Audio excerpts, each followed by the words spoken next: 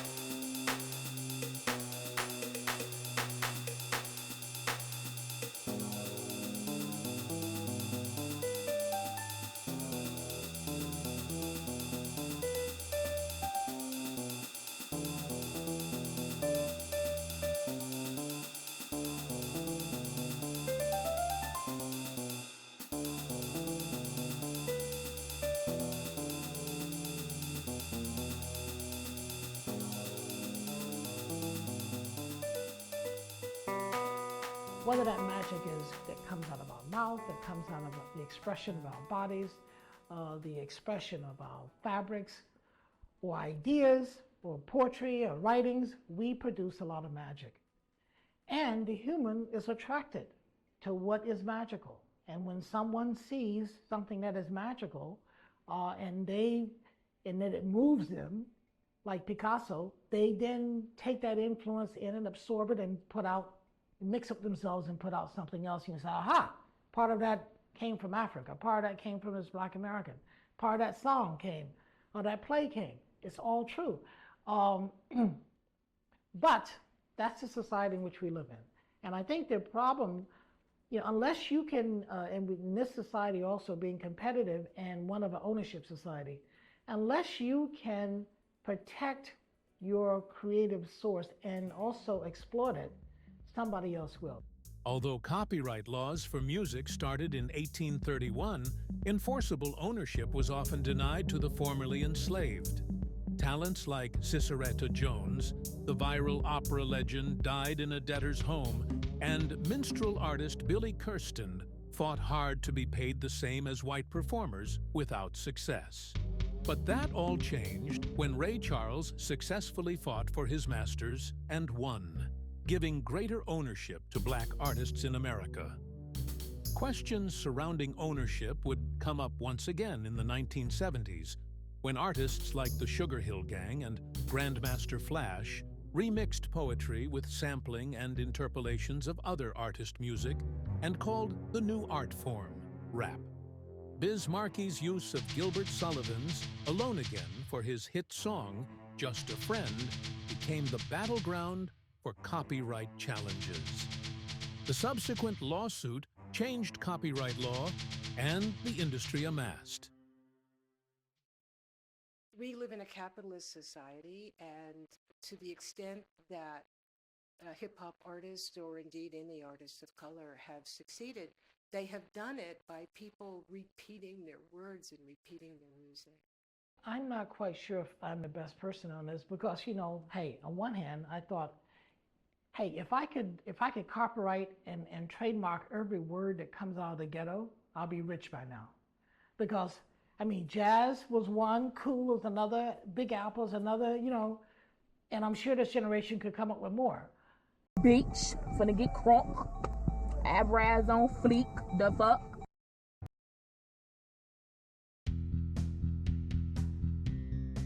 Fleek, low-key, AF, ghosted, cap, drag, T, bougie, and 8 are just some of the words that have taken social media by storm.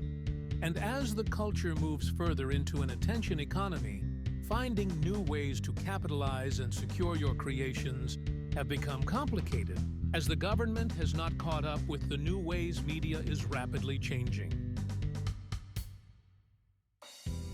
What you're trying to ask is, why am I so insistent upon giving out to them that blackness, that black power, that black pushing them to identify with black culture? I think that's what you're asking. I have no choice over it. In the first place, to me, we are the most beautiful creatures in the whole world, black people. I mean, and I mean that in every sense, outside and inside.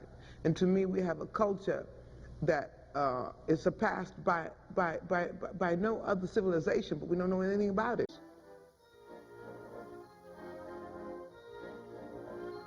At home, Parks turns to other artistic interests. Unable to read music, Parks is a successful composer. Daughter Toni takes down the notes he plays. 41 years old, Gordon Parks has successfully realized his many artistic talents without neglecting a full and happy family life. Black photographers have been at the forefront of shaping the narrative, with artists such as Gordon Parks leading the front. Parks's formative years at Life magazine helped him cut his teeth, where he later branched out into film directing with his hits The Learning Tree and Shaft. Since then, several photographers have come into prominence, such as Chester Higgins, Barron Claiborne, and Anthony Barboza, who has dazzled the fashion, music, art, and advertising world with his memorable images. Barboza, who became the first black photographer to shoot for Harper's Bazaar and only the second to shoot for Vogue, battled editors and advertisers for greater black visibility in fashion and advertising. But it wasn't easy. I was sort of rebellious against certain things that go on, like I had them in the studio. I called in Essence and I had a big meeting because they weren't using any black photographers when they first started. And so the owners came to my studio, and about 100 black photographers. We had this big meeting. Everybody's screaming at them, and they're sitting there. Givenchy, Hubert de Givenchy. You know, he was about 6'6". He is about 6'6", so fine. Anyway, he had an entire cabine of black girls, black ladies. Mr. John Fairchild told him if he didn't get rid of those black models, because he was not going to photograph any of his clothes in WWD, Women's Wear Daily. This I know, and you can put this in there, honey. I said so, and I dare somebody to come back and dispute what I just said, because I said it, and it's the truth. Barron Claiborne, who shot the iconic image of Biggie, the most recognized hip-hop image in the world, has a few of his own anecdotes about black meme culture and the subsequent pushback. I just think that the problem is all the people who think they're good are sort of cowardly and don't stand up to the people that are bad and ignorant. They allow them to dictate like everything that goes on. Not everything, but they allow them to push people in a corner so much that the only reaction is the jack-in-the-box reaction. It's like this thing that, you know, my friend used to always talk about how, you know, like black people, they get so pushed down that it's like a jack-in-the-box. And then they get so angry, then they're just like, yeah, black, because everyone constantly denies them until they pop out and get angry. And I think, and then some people are always taken aback, like, oh my God, what's wrong? You know, when, you know, everybody knows what's wrong. And, you know, and when in reality, everybody's just an individual struggling, trying to make money, trying to get their ideas out, or even if they're not, maybe they're just lazy, sitting, watching reality TV while they're eating a TV dinner. But most people, I think, are good people with good intentions, but I think sometimes afraid to tackle problems or things that are different, or they don't realize that if you mistreat one group of people, then basically what you're saying is anyone can mistreat all people. And I think people don't get that connection because they see an advantage in the short run, but never see what it does in the long run to everyone. Many faces have graced the runway and magazines globally. With this also came the rise of black designers. Talents such as Patrick Kelly lit up the Paris runways, becoming the first black designer to show during Couture Week. But before Kelly, there were pioneers who changed the fashion world, like Ann Lowe, who designed Jackie Kennedy's wedding dress to wed John F. Kennedy. Zelda Wins Valdez, who designed the Playboy bunny costume, and Arthur McGee became the first black designer in a department store. In 2009, McGee was honored by the Met for his achievements in fashion design. Designer Stephen Burrows made his mark when he was chosen to represent America in the famous Battle of Versailles in Paris in 1973. But no designer was more industrious in pioneering new ways to engage with fashion than Willie Smith.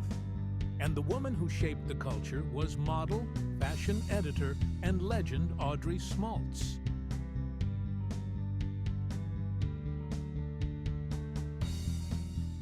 They would say, give us some names, you know, for Cody nominations. So I raised my hand and I said, Willie Smith for Willie Wear. And the girls from Vogue said, huh? Willie who? Well, you wouldn't know who he is because he's black. You don't have blacks in your magazine. And I went on. Girl, it made all the newspapers because I let Vogue have it.